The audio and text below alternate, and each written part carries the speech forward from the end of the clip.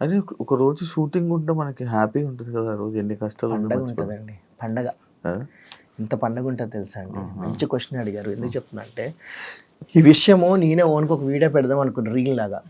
రీసెంట్‌గా 'రాజా సాబ్' రిలీజ్ అయింది ప్రభాస్ గారిది. హ్మ్. ఆ సినిమా రిలీజ్ అయినా అంటే రేపు పొద్దున్న రిలీజ్ అయిన నైట్ అది బెనిఫిట్ షో వేయడం అని చూసి కొంతమంది చెత్త ఓపెన్‌గా చెప్తున్నా.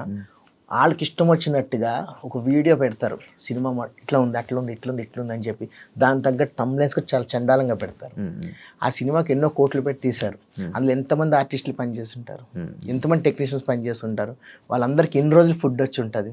ఆ బొక్కగాడు 4 సంవత్సరాలు తీశాడంటే ఈ బొక్కలో సినిమా అని అన్నాడు. 4 సంవత్సరాల నుంచి ఎంతమంది జూనియర్ ఆర్టిస్టులు కానీ, ఎంతమంది క్యారెక్టర్ ఆర్టిస్టులు, ఎంతమంది నాలాంటి చిన్న ఆర్టిస్టులు కానీ చేస్తుంటారు. ఇన్ని రోజులు మాకు ఫుడ్ వచ్చి ఉంటుంది. అదెందుకు ఆలోచించరు? అలా తిట్టకూడదు కదా. నీకు నిజంగా దమ్ముంటే నువ్వు అటువంటి సినిమా తీయు. ఈ రోజుల్లో సినిమాలు ఐ మీన్ యూట్యూబ్లో షార్ట్ ఫిల్మ్ నీ చేతిలో మొబైల్ తీసుకొని పెట్టొచ్చు. రివ్యూ ఇచ్చే హక్కు ఎవరిచ్చారని అడుగుతా నేను. మీరు రివ్యూ నిరుద్దాం 100% చేద్దాం.